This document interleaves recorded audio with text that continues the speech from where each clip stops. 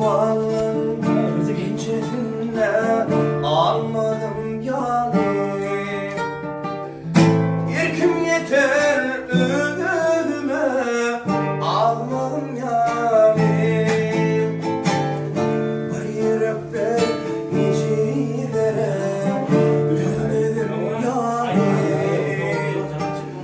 Gizilmeyen ölümden meher bir anlam.